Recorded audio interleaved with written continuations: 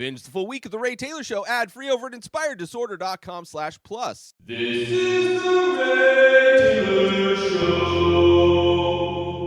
Welcome to The Ray Taylor Show, where I bring you the reviews on the latest movies and TV shows, as well as classic and foreign films. I'm your host, Ray Taylor, and on this podcast, I'll be talking about all things film and television. Whether you're looking for a new show to binge, or want to know if that blockbuster is worth a trip to the theater, or just want to hear my thoughts on a classic or foreign film, I've got you covered. So join me every Monday, Wednesday, and Friday, and let's dive into the world of film and television together. On today's episode, I am talking about the newly released, as of probably a couple months ago at this point, The Bear Season 2, came out this year, 2023, created by Christopher Storer, starring Jeremy Allen White, Ebon Moss-Bachrach, Ayo Edebiri, Lionel Boyce, Liza Colón-Zayas, Abby Elliott, and Maddie Matheson. I butchered far too many of those names, but a great cast. And for those that don't know about The Bear, it is about a young chef from the world of fine dining that comes home to Chicago to run his family's Italian beef sandwich shop after the suicide of his older brother, who left behind debts, a rundown kitchen, and an unruly staff. In Season 2, however, that is mostly Season 1. Season 2, this unruly staff, led by Carmy, they are in the process of remodeling this restaurant to reopen as a fine dining establishment renamed The Bear, which is a family name for Carmy and his brother and the rest of his family, which this show very much about family. I would imagine the characters from the Fast and Furious franchise love this show because it is all about family as well. Not a whole lot of drinking of Coronas in this. However, family, the found family, the work family, as well as the dysfunctional family that you are born into, that many are born into, that some are born into, very heavily part of this show. I absolutely love Season 1. I reviewed Season 1 after that aired. I think it was last year. So kind of a nice, fast turnaround for Season 2 of this show. But I absolutely loved Season 1. Very chaotic Season 1. Very much, for those that have seen Uncut Gems, the chaotic, manic nature of Uncut Gems, but set in a restaurant kind of a setting. Nonstop tension, stress, all of those things.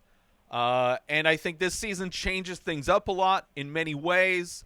In great ways, tonally, energy-wise, it has calmer moments. There's contrasting calm moments. There are moments where people in this are, not only is the restaurant going through a change, a renovation, but so are these characters, so are these people preparing and learning and growing to be part of this new fine dining establishment that was once just a neighborhood sandwich shop. So I enjoy all of that stuff. I love this show, even though it changed. It's not like a rehashing. It's not trying to hit on all the same beats as the first season. It is very much a show that builds upon the first season and does new things and changes up the show in ways and improves the show in ways that I really appreciate. So I think this is another great season of The Bear. I love this show so much. It's such a great show. And I would say, for me, I enjoy a lot of it because I used to work in food service way, way back in another life. I worked at the Costco Pizza Kitchen, which may not sound that crazy, but let me tell you, that's a place that gets chaotic. There is a coupon that comes out yearly, maybe twice a year, for Costco, where you can get their giant pizza for like $9 or something like that, at least at the time. And for that week or two, it is absolutely insane. It is known as Pizza Week. And the first season of The Bear takes the chaotic chaos, the absolute insanity of season 1 of The Bear, took me back to that. Maybe a little bit, stir up some PTSD from those times, but definitely took me back. Although I was sitting in my home watching on TV, so I was in a safe space and can appreciate and understand the chaos that can happen when you work at a place that serves food, because nobody is as impatient as somebody who is hungry waiting for food. So because of that, because of how accurate it makes you feel, how accurate it makes the chaos of working in that kind of a job feel, and is illustrated so accurately in the show, I love it. I also absolutely love all of these characters. I root for everybody, despite the fact that there is so much damage. Like, there is so much dysfunction within this found family of people who work at this restaurant. But you also in this season see where that damage comes from. You see the actual biological family and how broken and damaged and chaotic, and you see where all of those things come from, and understand why these characters kind of are drawn to the precise and refined and organized nature of what a fine dining establishment offers. How everything is very regimented and organized and understood. But even in that world, there is trauma and pressure and stress. So it's like, I don't know. I love all of the things that the show touches on. So I absolutely love season 1. Great. Season 2, I would say maybe better. There's things that are in season 1 that I absolutely love. And then there's like they're very different in many ways. And I love that. And they do things differently in the best ways, which I love as well. So, love season 1, the chaotic, everybody kind of in the same place, just trying to make things work. And in this one, there is a different kind of chaos that happens in this one, I would say, especially in episode 6 of season 2. I would say is probably the highlight. It is the episode that stands apart from all of the other episodes in many ways. It's a prequel episode. It's filmed differently. The look of it is different. There are so many characters. It brings back the chaos that was from season 1, but it shows the family of these people and where Carmy came from, where his brother who committed suicide, what he was dealing. Like, it gives you so much backstory for so many of these characters, explains why they are where they are. I love it. Also in this, you get to see season 2, they added a lot more shots of Chicago.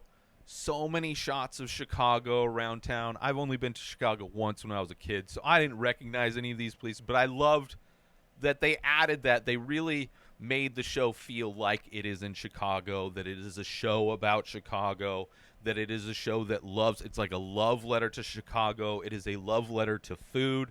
There's also, in addition to the shots of Chicago, there are many shots of these beautifully filmed shots of the food being prepared and served, very much like a great food show. Like, if you're a fan of food shows, those types of shows, if you're a foodie, if you're somebody that's a self-described foodie, I would imagine you like this. If you're somebody that's worked in food service in any form, I would imagine you appreciate the accuracy of a lot of this. So there's a lot, if you're just an artist and can appreciate people having a love and respect for their craft, or somebody that likes that aspect of art, there's so many things to like in this show. And the show really feels like it was a show like season 1 had a lot more kind of self-contained episodes, I would say, where in each episode there was another kind of event, things happening, kind of more self-contained. Where this one, it is far more, aside from episode 6, it is the overarching goal of everybody preparing to get this restaurant open. That's like, at the end of season 1, they discover all kinds of money and come up with a plan to take the restaurant, to evolve this restaurant into something different, into something better. Different, better, subjective. Some people, love hole-in-the-wall types of establishments, but I can understand this is like a dream of some of these people, and they are taking the opportunity to fulfill that dream, to turn this restaurant into something that they've wanted to do. So what I thought after season 1 is that season 2, I assumed we would just be jumped ahead to where they are opening this new restaurant, which that is not the case. Season 2 is all about the transformation of this restaurant, the transformation of these characters, learning, improving their skills. And in many episodes, they are kind of doing their own thing. Like there'll be an episode where the one dude, the pastry chef, will be he went to like Holland or whatever to learn new skills, or Sydney will be out on the town trying to learn new things, like do her research and figure out these different things. Marcus went to kind of elevate his skills as a pastry chef. Other people going to culinary school. Like there are definitely aspects of this that are kind of segmented into the different episodes, but I would say, like, I don't know, I enjoyed this. Season was released all at once, and I've heard people wish it was released weekly, but I don't know, I prefer being able to binge a show, and I can understand how the argument to have it released weekly, each episode weekly, how that would help in the promotion. Especially after episode 6, I would imagine there would have been a week solid after that episode comes out of people just nonstop talking about it. The word of mouth would have been great. But for somebody who's watching it, doesn't really care about the marketing aspect of it, doesn't really, I'm detached from that as somebody who's just a viewer. I enjoy being able to binge it. Sadly, however, one thing that is a bummer about this season is that it doesn't, like, if this season doesn't get if the show doesn't get a third season, I'm going to be very bummed. It's going to be very depressing because it ends in a way that is very unfinished. This is very much like, feels very much like the second movie or the second season in a trilogy of seasons in many ways. Like, you have first season is the before. Second season is the transformation, and season 3 is the after. And that after point where it sets up at the end of this episode, in like the one of the aspects of this show that I love is because of the chaos, you understand that in many ways this is a house of cards. With so many people involved, so many aspects of this being so precarious, at any moment it can all fall apart. And the final episode of this season definitely has that feeling where things might be tumbling. And to not know how the aftermath of that final episode is like a bit of a cliffhanger and makes me want a season 3 sooner than later. But because of the writer's strike, because greedy studios, greedy CEOs, not wanting to pay writers, not wanting to pay actors, not wanting to negotiate, who knows how long it's going to be before production begins on so many shows. So that is the only downside of this season, the fact that it's clearly not the end of this story. And also the reality of the entertainment business at this point is like so up in the air. So who knows how long it's going to be before we get a third season. If we do, I don't even know if there's anything been announced, which would be ridiculous. It seems like the show is so well regarded, and so many people. I've not heard a single person talk about this show that doesn't like this show. So, and it seemed like they got a bigger budget for this season, being able to shoot all around Chicago, so many of the different, it really feels like they upped the budget for this season. So we'll see what happens. But I still love the show. I love these characters. It's very much like an underdog kind of a story, right? Story about, improving oneself, improving their situation, taking chances, right? There's a clear love of food in this show, food preparation, right? This show will make you hungry. And so many of the visuals, right, you would see in a good food show. And I loved all of that stuff. But I do want to talk about spoilers. I want to get into specifics of the season. So if you haven't watched The Bear, I mean, for sure, watch season 1. Know that season 1's going to be chaos. But kind of, in my opinion, chaos in the best way.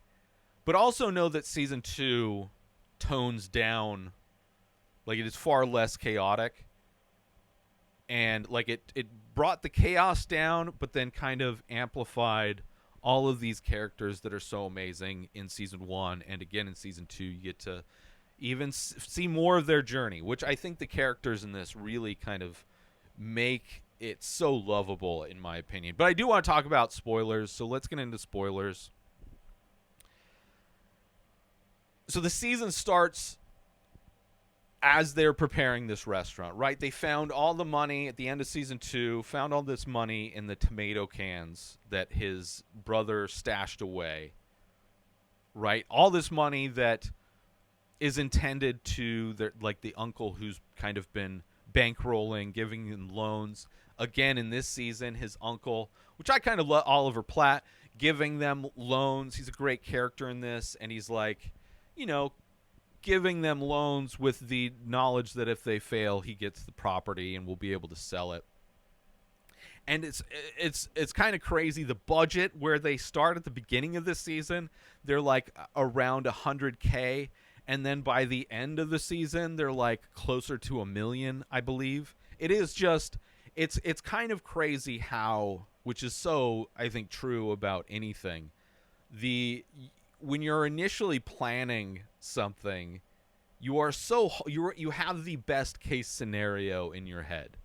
What is the fastest and cheapest way that this could possibly get done?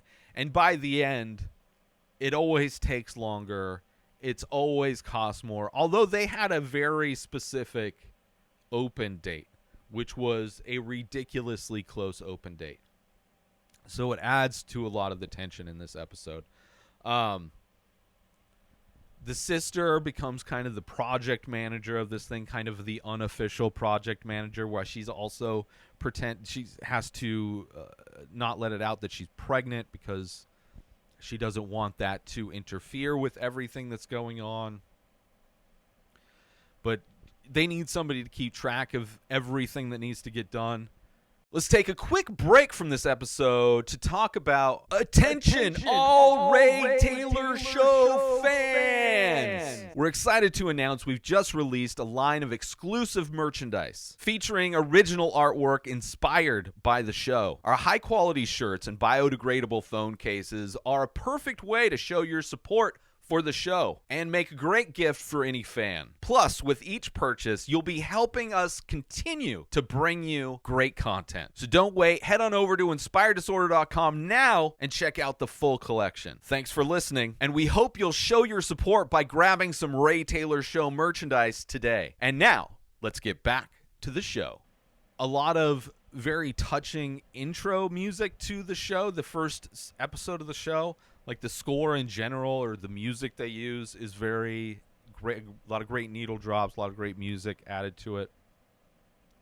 Their need of new equipment, like so many of the things, like thinking the renovation would be an easy process, and then throughout the course of season 2 realizing that like everything has to go. It just gets worse and worse and worse. The repair guy takes the arcade game that was a big part of the first season. You have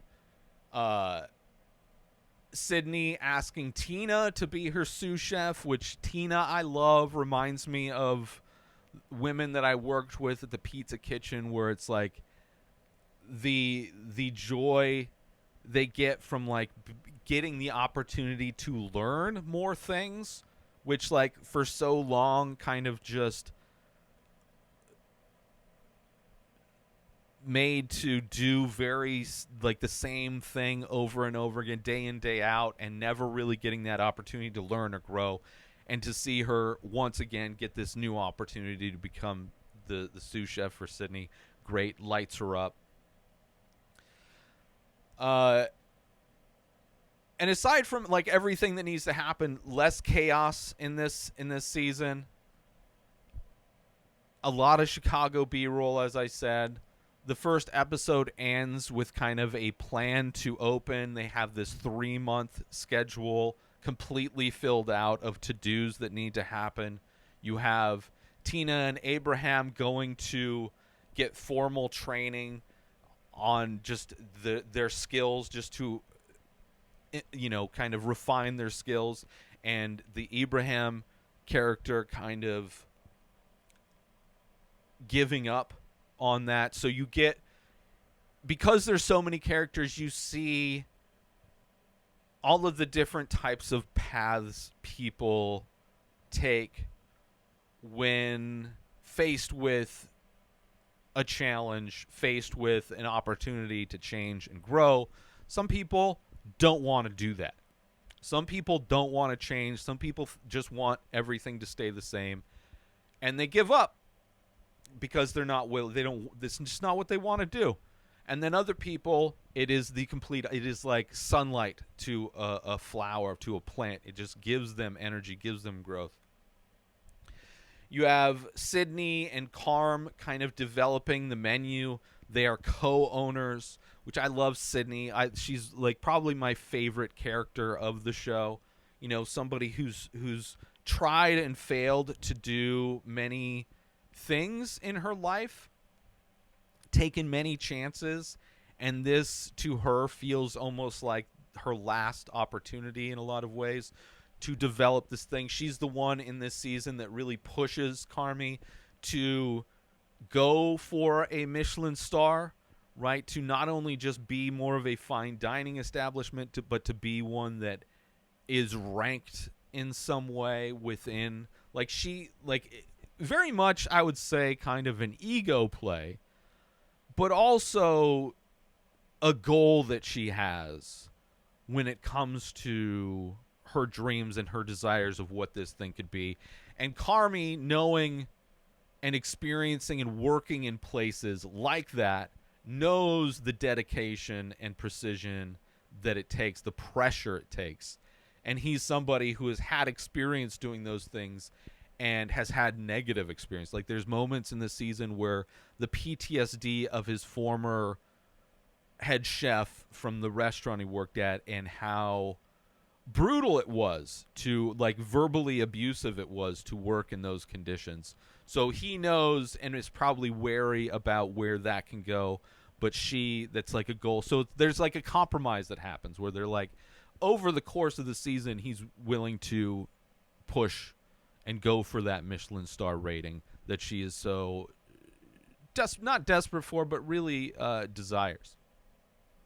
And then you send Marcus to go learn desserts in Copenhagen, which is great. Another character I love. I love Marcus, this guy who like worked at McDonald's in season 1, kind of started like the world of pastry chefs, you know, and those and dessert making, and being able to be creative and create his own things in season 1. Like, that door was first opened, and now to get this opportunity where he goes to another country to learn from one of many of Carmi's connections that he's made while he was in that world, which I think this season really highlights the type of connections that Carmi made in his past life before he went back to Chicago, because calls in so many favors where these people go and work with these very talented people to learn skills, refine their skills, which I enjoy all that. I enjoy all of that aspect. You have Sydney going on trips around the city, getting advice from other owners, employees, getting inspiration from other dishes. I love also seeing how open all of these other restaurants are to give her advice and to help her out, and to, there's a big theme of this season of people warning Sydney to you have to be, if you're going to be partnering with somebody to open a business, you need to trust them. And so much of this season, Carmi is very absent and dropping the ball in many ways. And it's a bummer to see. Like, Carmi is a bummer because so much of the season Carm spends almost having a social life that he is hiding from everybody. Like, it's a social life that is almost as if an addiction that he's hiding from people. And he's uncomfortable with people knowing that he has any kind of social life, which is probably not the best time to have a social life when you're trying to accomplish this massive project in a very unrealistic short amount of time. To have one of your leaders being mentally on vacation for a lot of that, to not have his focus in this show, to not have his focus in the remodeling and the opening. And you see how, especially with the freezer or the walk-in fridge that he gets locked in the final episode, you see how that comes to bite him in the ass in the end. And I understand you need to have a work-life balance and all of that, but at the same time, you have to know when to focus on things and when you can you can focus on multiple things. Like, there's so much on his plate, and it seemed like he ignored so much of his responsibilities in order to have this relationship, which he was so reluctant to even acknowledge that this woman was his girlfriend or anything like that. So it's like, I don't know, it was kind of frustrating to see him not even willing to acknowledge the distraction, like in denial in many cases. Like, it wasn't a date. Like, it very much he treated that relationship like she was a drug that he was addicted to, not really denying that has the relationship that he has with her, not really being open, telling people about it, and neglecting his responsibilities because of it. Very much similar, a lot of similarities with that relationship and like an addiction, a drug use. You have, like I said, themes of trusting your partner as she eats. Like, there's this episode where Sydney, which there might be multiple, where she's going out testing different dishes and stuff. She eats so much food, which is something I notice also watching food shows. Like, I watched a bunch of Anthony Bourdain, Parts Unknown recently as well, probably inspired by this show, made me want to watch that. And it's like, it's amazing how much food people eat. Like, I don't know. I'm a big guy, but like, I don't know. I don't eat. I can't eat like that. Maybe because I have issues eating in front of people. I don't eat a lot in front of people. I'm unable to eat a lot in front of people, and I kind of just eat in secret, and I don't even realize how much I'm eating in secret. So maybe I obviously do eat a lot, but it is amazing how much she eats. And of course, they want to open way sooner than possible. Everything keeps going wrong. More equipment needs to be replaced than expected. The walls have mold. The rot and had to just completely gut the whole place. They have like these endless permits that need to get acquired. There is staff that needs to be hired. There is current staff that needs to be trained. Plus a clear issue between the partners, Sydney and Carms. Right? There's the trust and communication is so absent between the two of them, and it's so like so much of this is like the absence of communication. It's just painful. And of course, on top of that, their project manager sister is pregnant while trying to manage all this chaos. Marcus in Copenhagen staying on a boat was great. Kind of stressed me out working with the dessert chef, like just him clearly not really knowing everything, kind of just acting as if. Very much stressed me out. But he seems to be handling it way more than I was watching it. And I love Marcus, right? His like passion for learning desserts is so great. His passion and his respect for everything. Like he really wants to learn, and his passion, like does the work outside. Like he's does a lot of this work on his own. So it's clearly something that he's drawn to. And then him trying his dessert at the end of the episode was really great. Like to see that look of like accomplishment when he tasted, he's like, oh, I got this. And again, they started with like a budget. They thought they'd spend like less than $100,000, and by episode 5 they were up to $500,000. Episode 6, Fishes, by far the best episode. The flashback, family Christmas, the chaos from season 1 lives at home. You see where the chaos came from, and it is so much the chaos just condensed into episode 6 of the show. Jamie Lee Curtis is the mom. Absolutely amazing. If she doesn't get an award, like she just won Best Actress for Everything Everywhere All at Once, which is my favorite movie of last year. I love her performance in that, but it pales in comparison to her performance as the mom in this episode.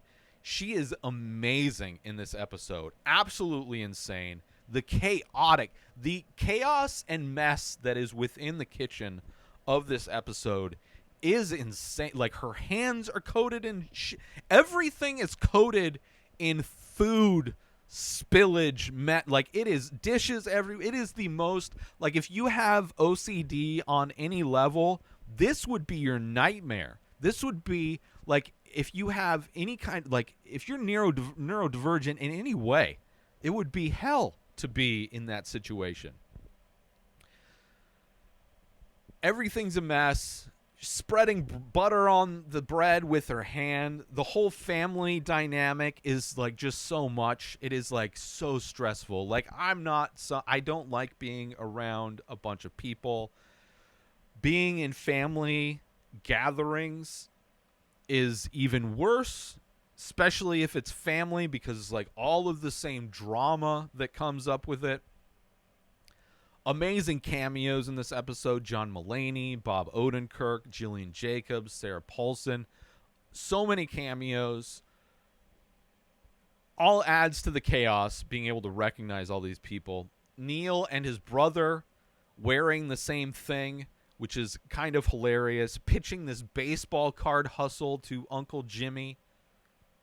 You have Jamie Lee Curtis as the mom. Definitely has issues. She is a bit off. Has moments of confusion.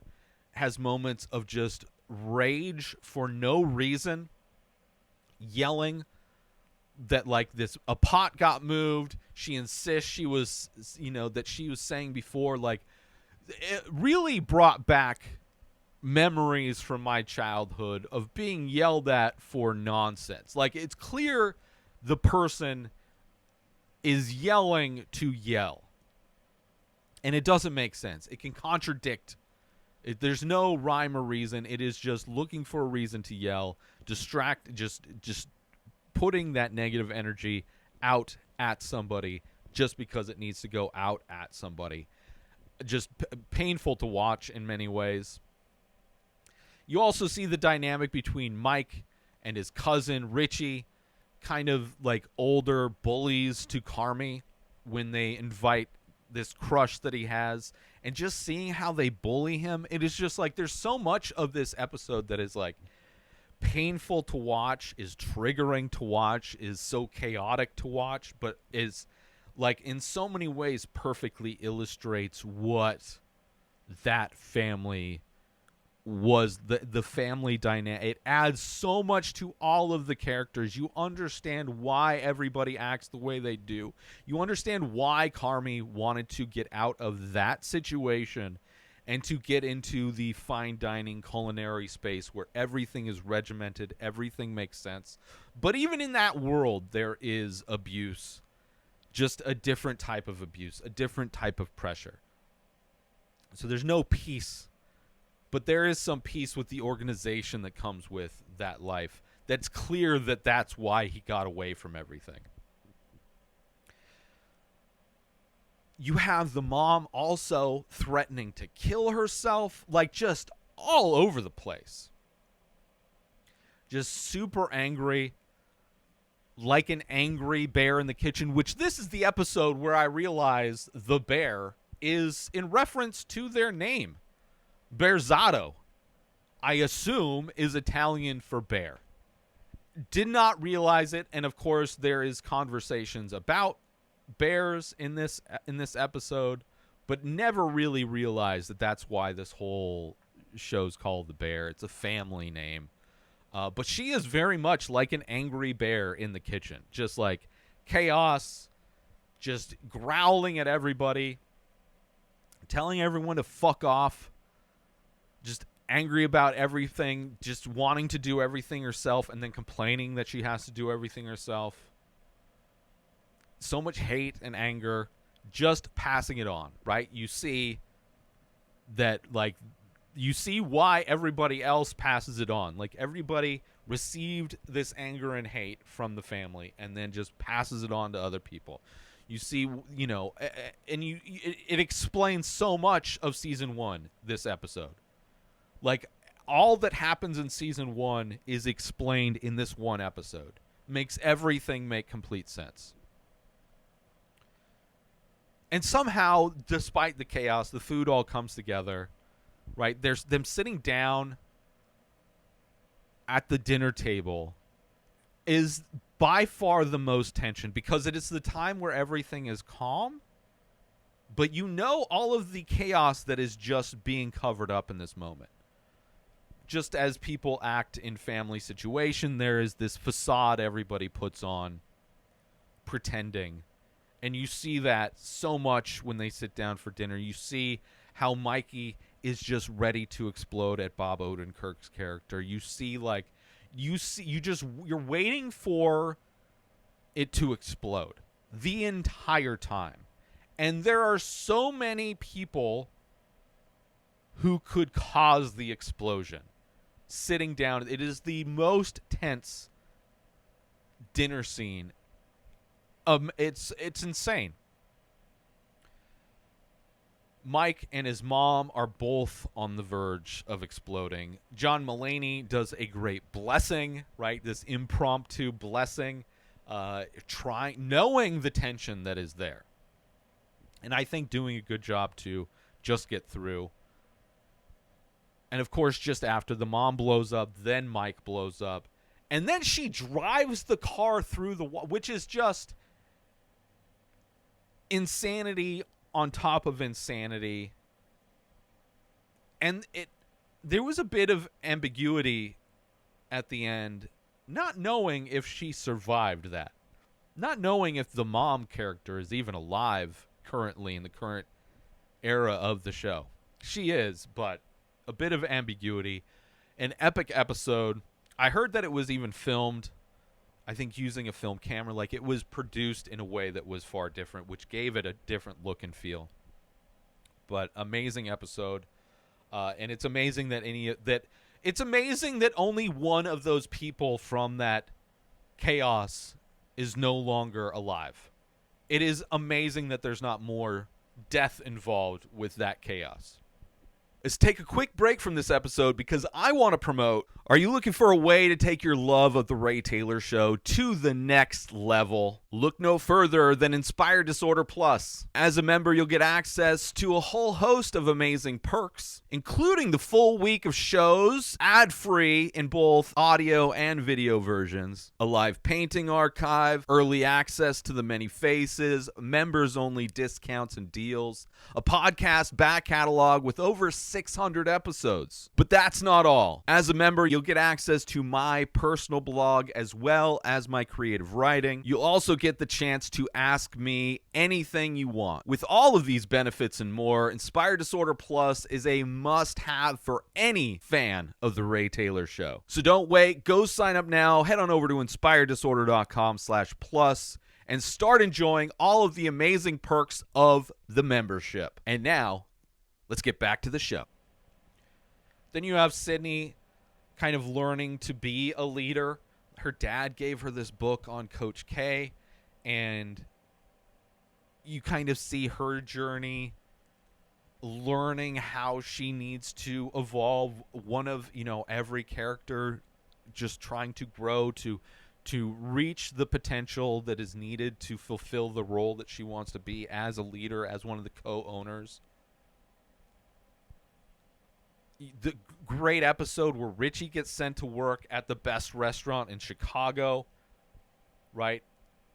He thinks it's as punishment, but it's really for him to learn why things need to be respected, why things need to be done. Like, it takes this guy who's only ever worked at the sandwich shop, only ever worked in that kind of chaos, and he's sent to see what that peace and serenity of everything being regimented and organized and precise, what peace can come from that. And it's amazing to see his growth and his appreciation for that by the end of that episode, where he starts, begrudgingly cleaning the spots off of the silverware, and then by the end having a massive appreciation for it, which I really loved that episode. And then he gets promoted to wearing the suit, which is great at that restaurant, and sees more of how everything's run, which is amazing to see how everything is run very next level. Everything is planned and prepared for. They do research on all the guests so they know their financial situation. They know the reasoning they're going there. They know what their favorite things are. Like, they do all kinds of research, which is it is insane to see how this restaurant is run. So organized. The efficiency is amazing, right? And I imagine growing up in the chaos of the family that he did, it has to be refreshing to be in a world that is so well run, right? Calming in a way. And I would imagine that's what drew Carmi into that system, that functioning system. And you see this amazing moment where he goes to get a deep dish pizza there's like a guest that somebody overheard. They're, leaving Chicago, and the one thing they regret is they never got to eat deep dish. And he runs out to get a deep dish, and to see how they break the deep dish down to prepare it, to present it, very epic. And you see the excitement that Richie has watching them work, which is great. And seeing him fall in love and get passionate about it all. And then him driving home, singing Taylor Swift, right? Made me cry, made me emotional to see this guy who had a completely different mentality when he showed up. And now he's found joy in life. And it seems like so new to him that he has found this joy in life after this experience, and it's amazing. And then you get the 1-2 punch of the chaotic Christmas dinner from the previous episode and then this episode, which made me love this show even more. And then you have Marcus back in town showing everybody one of the 3 desserts that he came up with. It's such a great moment where he's like so proud of these 3 dishes that he came up with, and seeing Sydney and Carmi appreciate it. Like, there's so much pride just emanating from Marcus, which is great. And then you see things starting to come together. It's very satisfying. Richie apologizing to Sugar, the sister. You know, also him wearing suits. Like, you see him completely transformed. You see him doing the napkin test during the interview, having the napkin out of place, and that being the test. Like, she sat here the whole interview and not once did anything to fix this napkin. Like, amazing. I love that moment. You have the whole aspect of the drama of this with the gas suppression test, right? We get flashes when it's like down to the last moment they need to pass this test, and you get flashes from everybody as they're all in the kitchen, hoping that what's his name, Neil, hoping that Neil figured out that the brother rigged the suppression system to burn the place down for insurance money. You hope that he actually fixed it, and you get flashes from everybody, right, that are all standing in line, everybody involved, and everything they've sacrificed to get to this moment. And for everybody watching this balloon that may or may not start inflating with gas, just everything riding on this. Amazing moment. The news that Sugar invited the mom to the friends and family soft opening, very much stressing me out, because it's like, oh, this is just like, this isn't going to be good. The fact that the painting that that's hung on the wall, I didn't like it. I like messy, what I call messy artwork. I participate in messy artwork at times, but there has to be controlled. Like, there's 2 different kinds of messy. And if you were to compare it to this show and how kitchens are run, that piece of artwork on the wall was the messiness that we saw in episode 6, the Christmas dinner. The messiness that I like and that I think works is the messiness that you saw at the end of season 1, where it's still chaos, but they're finally understanding, like, it is more controlled chaos. And I think that painting represents the uncontrolled chaos of that Christmas dinner, at least in my opinion. How that painting visually, what that painting visually makes me think. Preparing for the friends and family, right? It's the first time they have new employees working and cooking this menu, and you have that chaos of the first season back. Marcus introducing his 4 desserts, including the savory cannoli that is kind of the homage to Carmi and that Christmas dinner. Named it after Mike, the brother that committed suicide. Amazing. You have Sydney making the omelet for Sugar, which is amazing. Another moment that made me cry, got me emotional, right? Just everything is getting me extra emotional. But it's someone who, right, you have in that scene where she's making the omelet, someone who's like a master at doing a thing.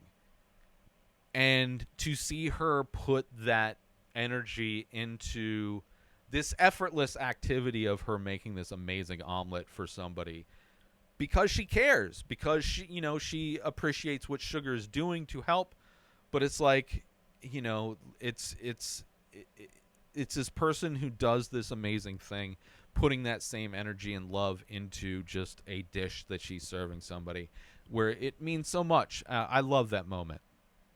You had the moment Claire is calling Carmi when he's about to finally contact the fridge guy, and it's the kind of this moment of truth in many ways. Does he keep his eye on the ball, right, focusing on getting things open, or does he try to balance it all?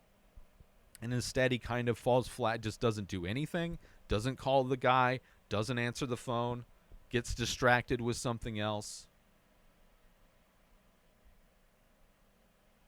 You have Marcus asking Sydney to dinner. Very awkward. The only moment that kind of bummed me out character-wise in this season is during the Friends and Family opening when Marcus gets very emo and pouty and whiny and yelly at Sydney because he thinks that she's ignoring him.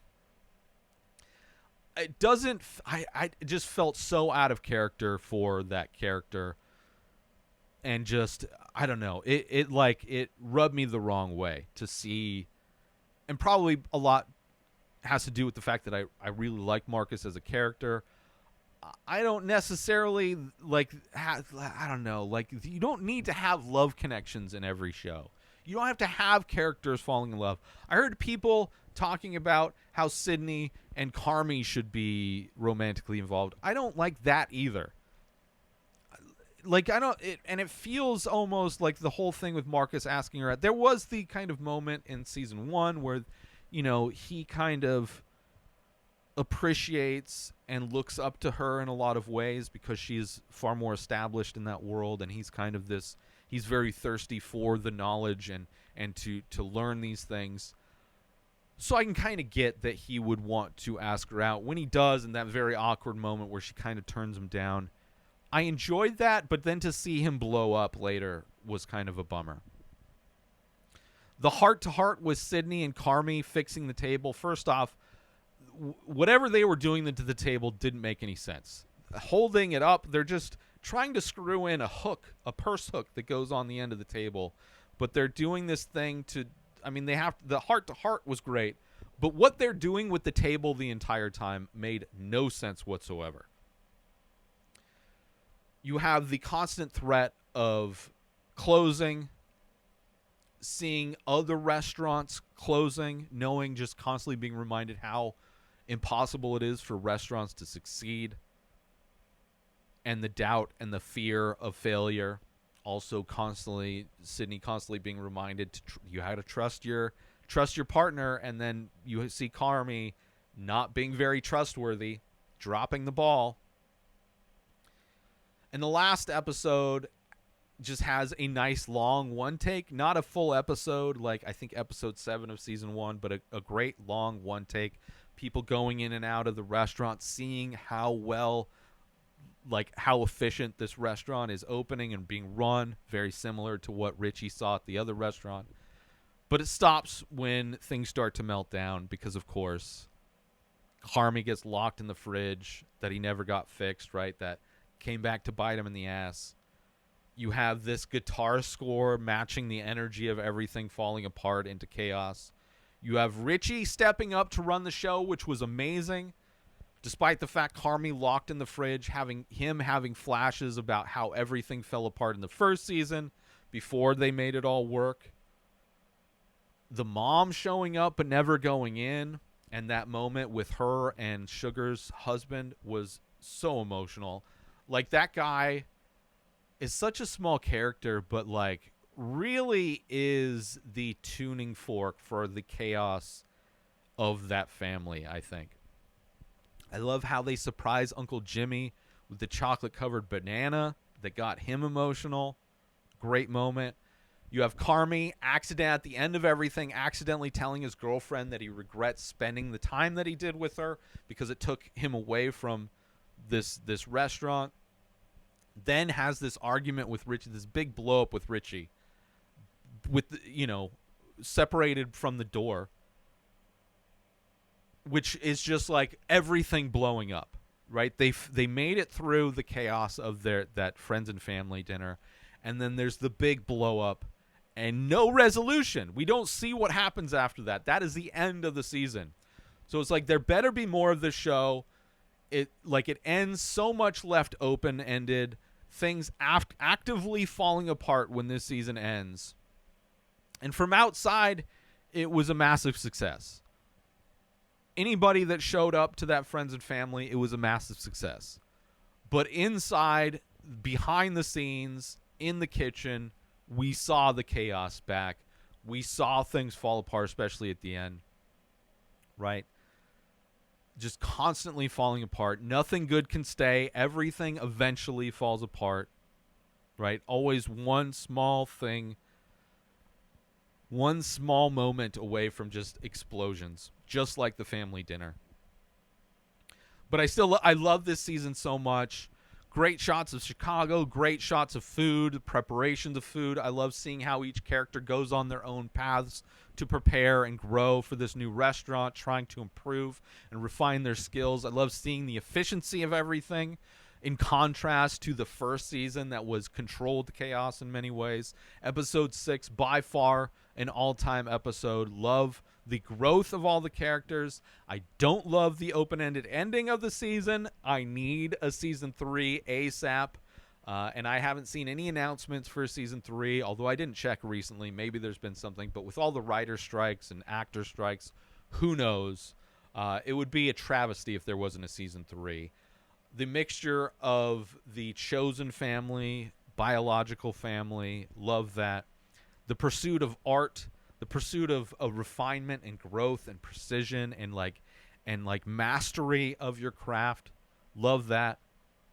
Constant threat of everything falling apart, right? Makes me root for the people in the show even more. Very much, right, like an underdog, right? I want them to achieve their goals. I want them to find success.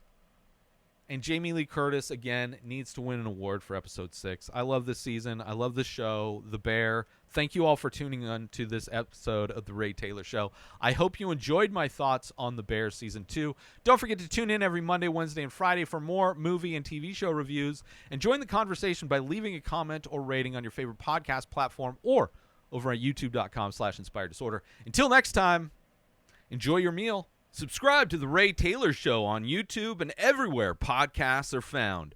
Binge the full week ad-free over at inspireddisorder.com/plus. Purchase Ray Taylor Show merch over at inspireddisorder.com. Have a wonderful day, everybody. Peace out! Today is the day where you wake up and you realize that everything that you've been dreaming about, everything that you've been wanting, every goal and wish and hope that you've ever had can become real. Dreams can come true. What you manifest in your mind, you can bring to reality.